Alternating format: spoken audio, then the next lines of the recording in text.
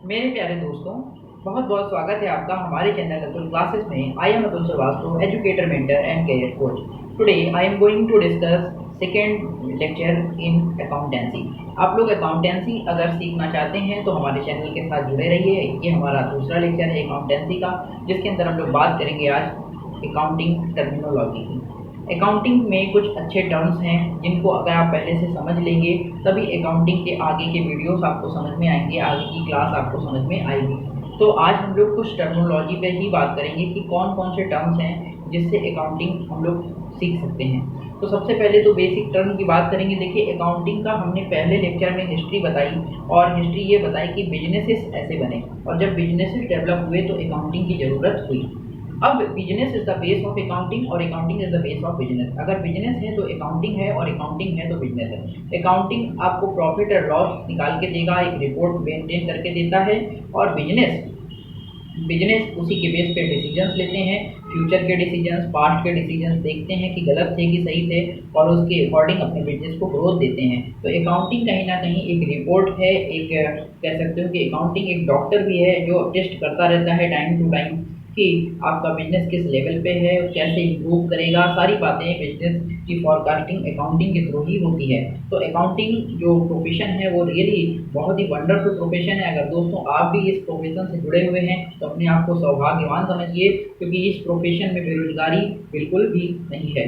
तो आइए बात करते हैं हम लोग अकाउंटिंग की। आप लोग चैनल को सब्सक्राइब कर लीजिएगा और अधिक से अधिक लोगों तक शेयर करिएगा। दोस्तों, एक छोटी सी बात, 2 मिनट आपके साथ। अगर आप थोड़ा सा वेट, 2 मिनट बस सुन लीजिएगा मेरी बात, बस फिर मैं तुरंत स्टार्ट करूँगा।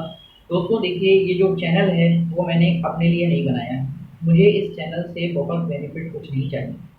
मुझे ये चाहिए कि अगर ये चैनल अधिक से अधिक लोगों तक शेयर होता है और इससे बहुत सारे लोग, पहली बात तो लाभान्वित हों, बहुत सारे लोग सीख सकें, बहुत सारी चीज़ें जो भी मुझे आता है मैं अपने जीवन का समस्त ज्ञान इसमें लगा देना चाहता हूँ। जो भी मैंने अपने जीवन में सीखा है मैं सब कुछ अपने वीडियो पे, अपने चैनल पर सिखा दूँगा।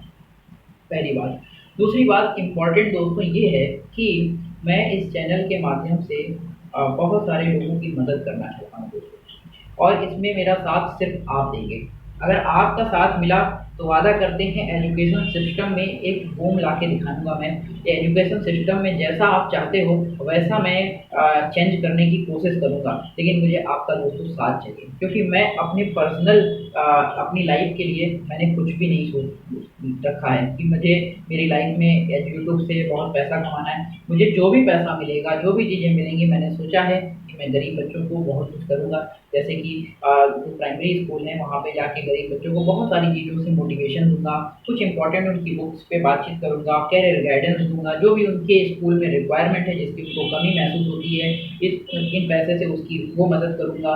और प्लस साथ ही साथ आगे चलकर जैसे कि प्राइमरी स्कूल में मैंने कमियां देखी हैं कि बच्चा 1 से लेकर 8 तक तो पढ़ाई कर लेता है फ्री में, उसके बाद बहुत कम ऐसे कॉलेजेस हैं जहाँ पर कम पैसे या फ्री में पढ़ाई होती है, तो वहाँ पे उनको गाइडेंस नहीं मिलती है, इसलिए अधिकतर बच्चे क्लास 8 तक पढ़कर जो है स्टॉप कर देते हैं।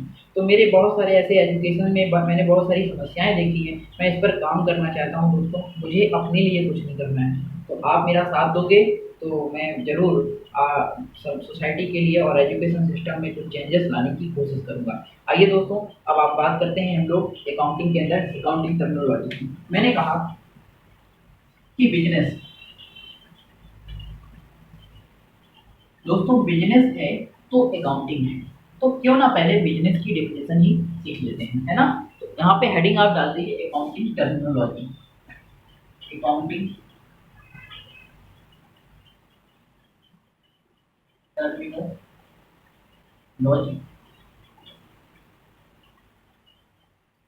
पहला टर्म हम लोग बिजनेस पे ही बात करेंगे कि बिजनेस किसे कहते हैं।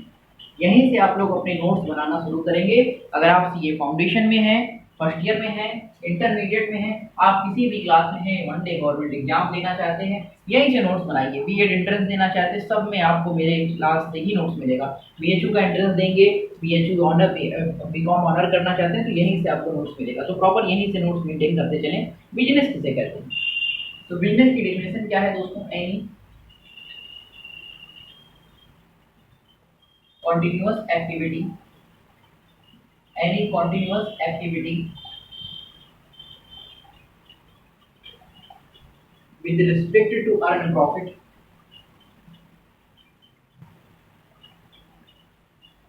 Any continuous activity with respect to earn a profit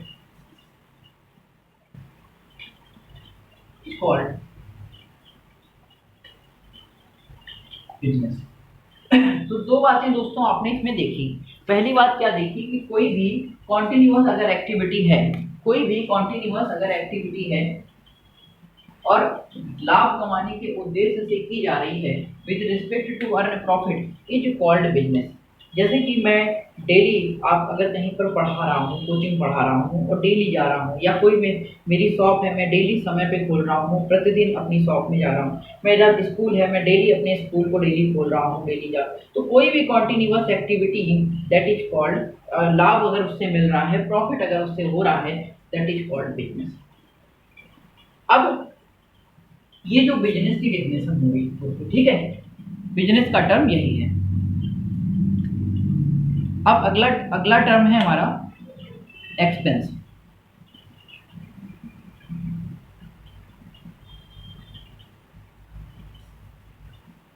expense किसे कहते हैं? एनी ऑब्लिगेशन और एक्सपेंस, एनी ऑब्लिगेशन और expense incurred to earn a particular income, incurred माने किए जाते हैं, incurred माने किए जाते हैं, incurred to earn a particular income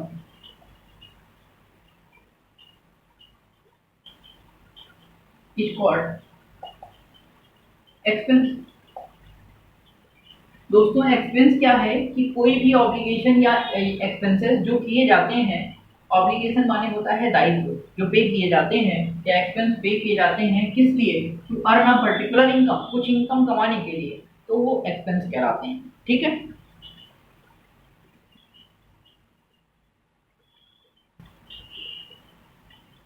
तीसरा है गेन। गेन कहते हैं profit other than business activity, other than business activities.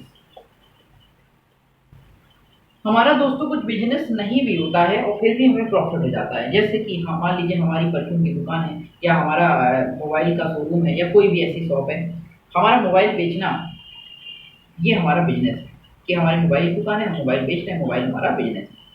लेकिन हम कुछ गत्ते आ जाते हैं वहाँ पर, कुछ कुछ बेकार चीज़ें आ जाती है, या फिर कोई व्यक्ति अपना मोबाइल छोड़ के चला जाता है और वो कई सालों तक नहीं आता है या कई दिनों तक नहीं आता है, तो हम उसके मोबाइल को जब बेच देते हैं, पुराना मोबाइल बेचना मेरा बिजनेस नहीं था, लेकिन उससे भी हमको प्रॉफिट हुआ, या गत्तों को जो मैंने बेच दिया उससे भी हमें प्रॉफिट हुआ, या बहुत सारी ऐसी चीज़ें हैं जिससे हमें अलग से प्रॉफिट होता है या एक्स्ट्रा प्रॉफिट होता है, दैट इज कॉल्ड गेन।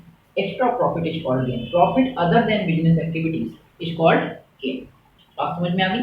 ये गेन, छोटे छोटे चीज़ों से बिल्कुल एक एक चीज़ हम लोग अच्छे से सीखेंगे, कहीं पर कोई प्रॉब्लम नहीं होने वाली है। पहले टर्म को अच्छे से सीख लो।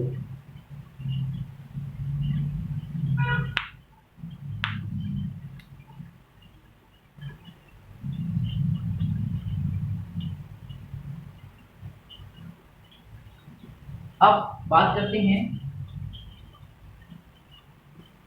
एक्सपेंस की। एक्सपेंस या तो कैश में होता है या उधार होता है, क्रेडिट में होता है। तो कैश या क्रेडिट में जब होता है तो इसे कहते हैं एक्रूवल कॉन्सेप्ट। क्या कहते हैं? Accrual basis. मतलब उधार हो आज नहीं तो कल दे देंगे, इस तरीके के कॉन्सेप्ट को एक्रूवल बेसिस कहा जाता है, क्योंकि एक्रू हो गया है, आज पेमेंट करो या कल कर दो, इसको कहते हैं एक्सपेंसेस एक्रूवल बेसिस। ठीक है,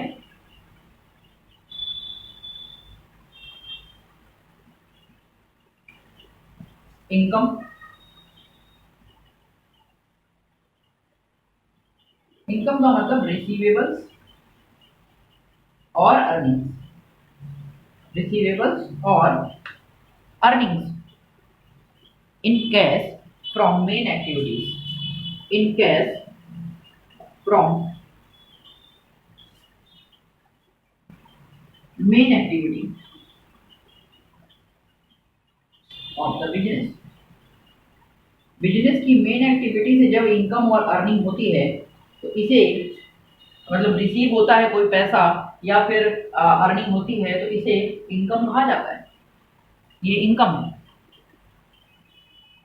नोट कर लीजिए इतनी बात।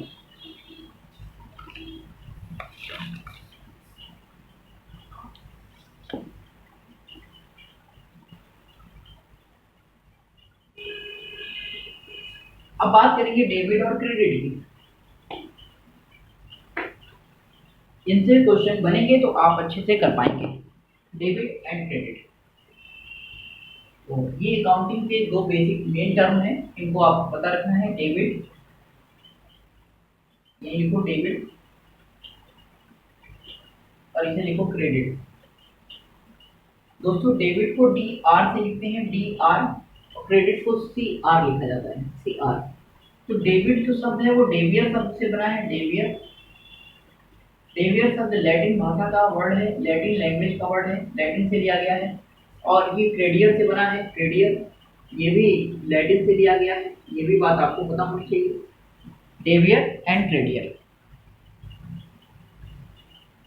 इंग्लिश में इसे डेबिट कहते हैं, ये इंग्लिश वाली लैंग्वेज है, ये तो आपको पता है, ये इंग्लिश की लैंग्वेज है, डेबिट एंड क्रेडिट।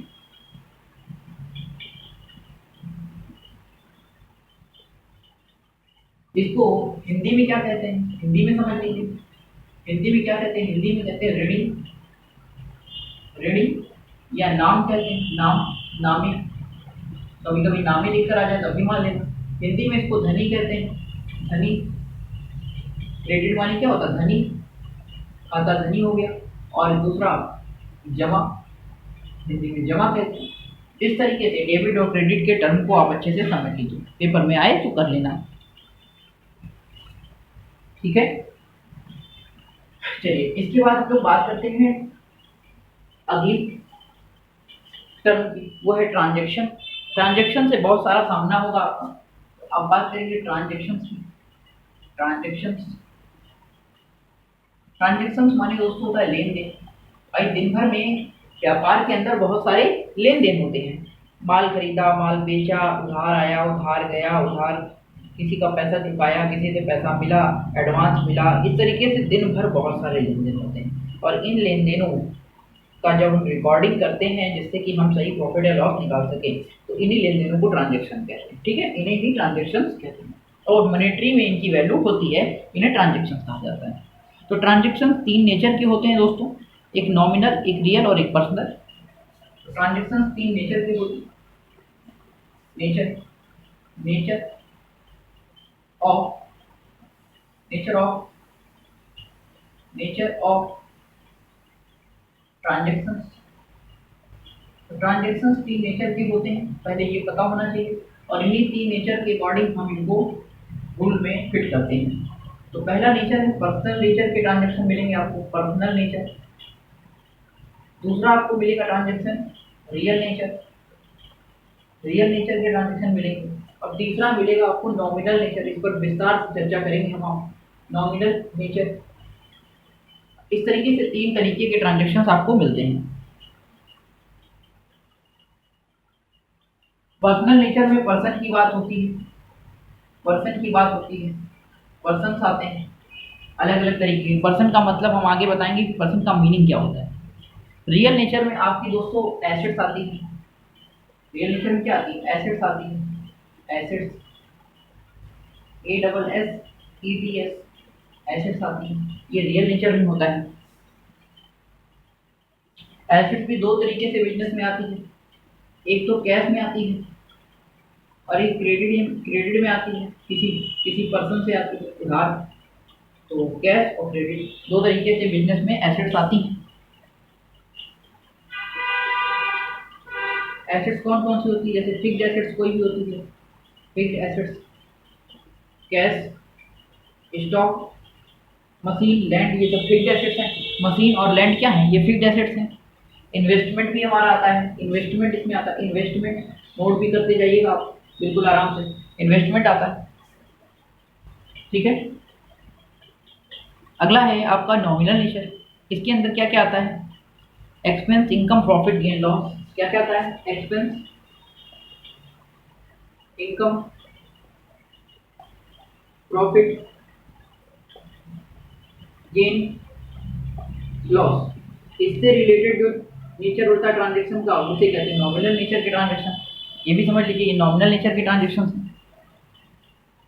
ये भी कैश और क्रेडिट दोनों में हो सकते हैं, या तो कैश होंगे या क्रेडिट होंगे, ये भी आपको पता होना चाहिए। क्रेडिट वर्ड जब भी आएगा तो आप पर्सन उसके कहाँ पे लगाएंगे, जिस पर्सन से भी उधार की बातचीत हो रही है, लेन देन हो रहा है, क्रेडिट कब लगाएंगे आप। इतना जब आप समझ जाते हैं तो इसके बाद हम लोग बात करते हैं नेचर ऑफ अकाउंट्स की, और फिर धीरे धीरे जब पढ़ते जाएंगे तो बहुत सारे अकाउंटिंग टर्म्स हम लोग सीखेंगे। इतना नोट करिए।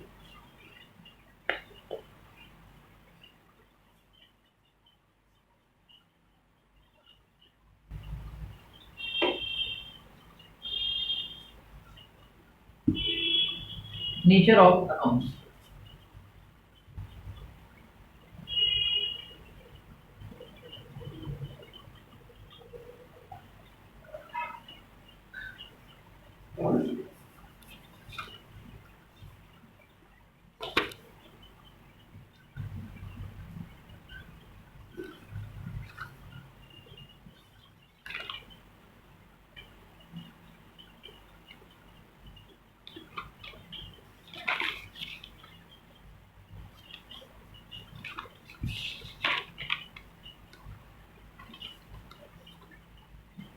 तो नेचर ऑफ अकाउंट्स कौन कौन से होते हैं, ये भी 3 प्रकार के होते हैं।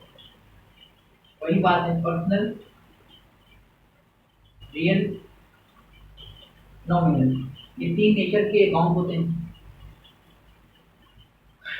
अब इनके रूल्स भी हैं, रूल्स हम आगे पढ़ेंगे दोस्तों। अभी आप खाली ये जानिए कि 3 नेचर के अकाउंट्स होते हैं। अगर हम इनको थोड़ा और डेप्थ में पढ़ें तो भी समझ लीजिए। अगर हम नेचर ऑफ अकाउंट्स की बात करें तो थोड़ा डेप्थ में पढ़ते हैं। देखिए,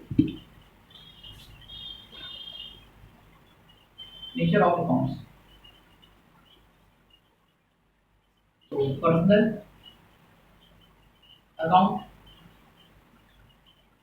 इम्पर्सनल अकाउंट। पर्सनल अकाउंट हमारा 3 प्रकार का होता है। एक नेचुरल पर्सनल अकाउंट, सेकेंड है हमारा artificial personal account,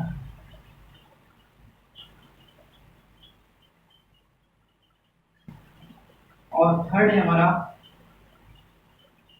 representative personal account. Representative personal account. 3 तरीके के अकाउंट होते हैं। इम्पर्सनल अकाउंट 2 प्रकार के होते हैं। कौन कौन से? रियल अकाउंट और नॉमिनल अकाउंट। इस तरीके से 3 अकाउंट होते हैं। अब नेचुरल पर्सनल अकाउंट दोस्तों, नेचुरल पर्सनल अकाउंट वो होते हैं जिन्हें नेचर ने बनाया, क्रिएटेड बाय नेचर, मतलब हम और आप, जिन्हें नेचर ने बनाया। राम, श्याम, गीता, सीता, ये सब नेचुरल पर्सनल अकाउंट है। तो जब भी कभी ट्रांजेक्शन में श्याम राम से माल खरीदा, श्याम से माल खरीदा, गीता से खरीदा, मोहन को दिया, इस तरीके से नाम आ जाए तो आप समझ लेना कि ये नेचुरल पर्सनल अकाउंट है। तो यहाँ पे पर्सनल अकाउंट का रूल लगेगा। आर्टिफिशियल पर्सनल अकाउंट जो क्रिएटेड बाय लॉ होते हैं। क्या होते हैं ये? क्रिएटेड बाय, यहाँ लिख दे रहे हैं कि आर्टिफिशियल क्या होते हैं? Created by law. और ये नेचुरल पर्सनल अकाउंट कौन होते हैं? Created by nature.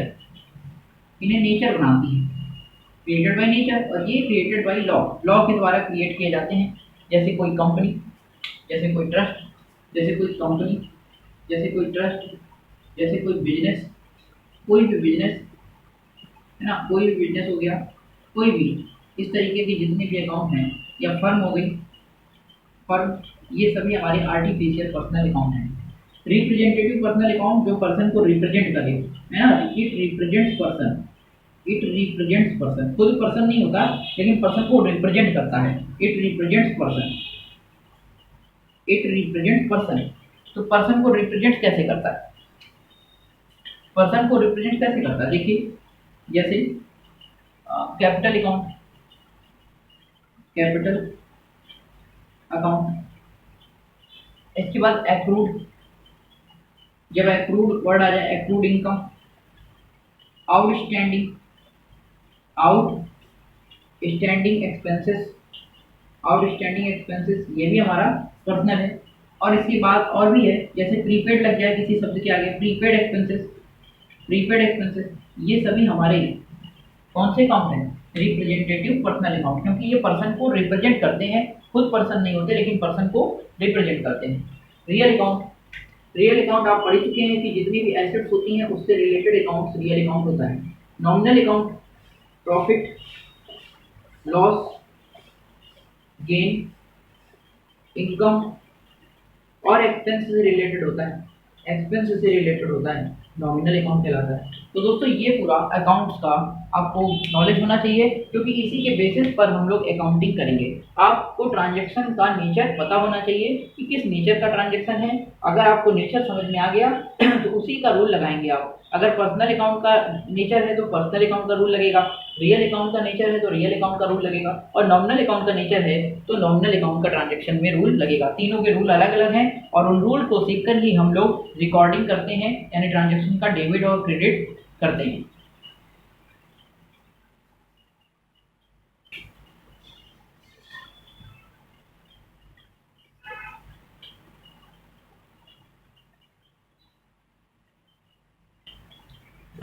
ठीक है दोस्तों, आइए बात करते हैं हम लोग अगले टर्म की, जिसका नाम है कैपिटल, जो कि बहुत इंपॉर्टेंट टर्म है। अब आप लोग पूछेंगे सर कैपिटल क्या होती है, आइए कैपिटल पे बात करते हैं।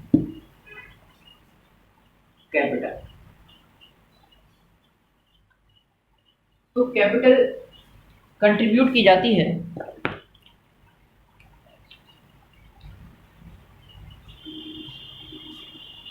लिखेंगे assets contributed by honor, assets contributed by honor in represented with the word called capital। जो भी पैसा, जो भी एसेट, सिर्फ कैश नहीं, कैश, मशीनरी, कुछ भी व्हाटएवर, जब ऑनर बिजनेस का मालिक अपने व्यापार में लगा देता है, कोई भी कैश या फिर कोई मशीन या कोई माल खरीदा हुआ स्टॉक कुछ भी लगा देता है, वो सभी कंबाइंड रूप से क्या कहलाती हैं, कैपिटल कहलाती हैं। देखिए लिखा assets contributed bye honour is represented with the word called capital. ठीक है, ये छोटे छोटे टर्म्स आपको नोट करने हैं, पहले समझना है कि क्या है, तभी आप इनसे अकाउंटिंग कर पाएंगे। इसका अकाउंट का नेचर क्या है, इसका नेचर है, आपको बता दिया था, रिप्रेजेंटेटिव पर्सनल अकाउंट, ये पता होना चाहिए आपको, रिप्रेजेंटेटिव पर्सनल अकाउंट का नेचर है।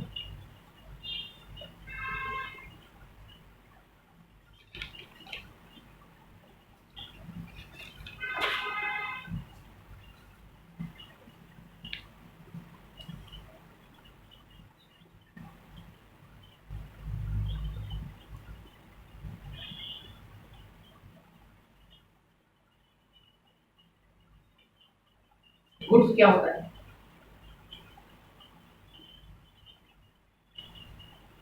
एसेट्स और item traded in normal course of business, normal course of business और गुड्स, गुड्स कहते हैं। ट्रेडेड का मतलब क्या है, ट्रेडेड का मतलब परचेज। ट्रेड जब भी वर्ड आएगा तो ट्रेड का मतलब याद रखना, या तो परचेज होगा या तो सेल होगा। ट्रेड के दो ही मतलब है, परचेज और सेल, तो ये दोनों मिला दो, ये क्या बन जाता है, ट्रेड बन जाता है। इसे ट्रेड कहते हैं। टर्म एक एक अच्छे से सीखिए।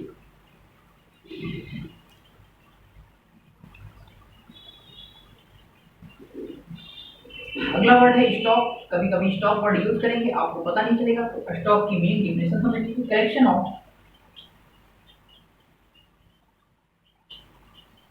सेम गुड्स, गुड्स माने होता है माल, collection of same goods called stock. Same goods का कलेक्शन स्टॉक कहलाता है। मतलब एक ही गुड्स आप जब एक जगह पे इकट्ठा करके रखते हैं तो that is called stock.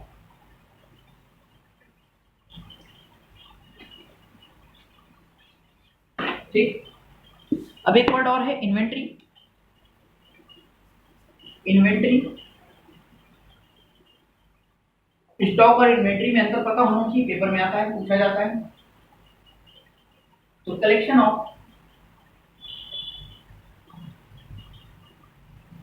Different goods called inventory. अलग अलग गुड्स का कलेक्शन जब रहता है, जैसे कि हमने कहा कि अगर मैं आलू का व्यापारी हूं और आलू ही मेरे यहाँ पे गोडाउन में पड़ा हुआ है तो ये स्टॉक कहलाएगा। लेकिन मैं सब्जी का व्यापारी हूँ, आलू पड़ा है, प्याज पड़ा है गोडाउन में, टमाटर पड़ा है, मैं इन तीनों चीज़ों का स्टॉक पड़ा हुआ है तो ये इन्वेंट्री कहलाएगा, ये स्टॉक नहीं कहलाएगा। क्योंकि collection of different goods is called inventory, collection of same goods is called stock. Technical term में पता है, समझ में आ गया? Very good.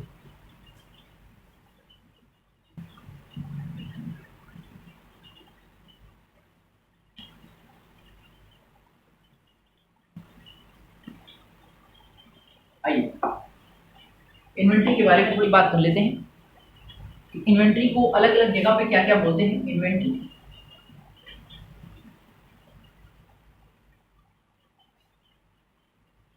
तो इन्वेंट्री जब आप परचेज करते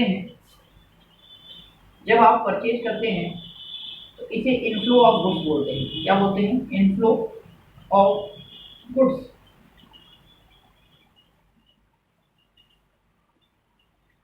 जब आपका इन्वेंट्री बिका नहीं होता है, रिमेन अनसोल्ड, तो ये कहलाता है क्लोजिंग स्टॉक। साल के अंत तक अगर आपका गुड्स नहीं बिका है, गोडाउन में अभी भी पड़ा है, ये कहलाएगा क्लोजिंग स्टॉक। और अगर ये बिक गया है, सोल्ड हो गया है, ये कहलाएगा outflow of goods. Outflow of goods, ये भी बात पता होनी चाहिए। इन्वेंट्री का नेचर क्या है? एसेट है ये, तो रियल अकाउंट से रिलेटेड होगी, रियल अकाउंट होगी इन्वेंट्री।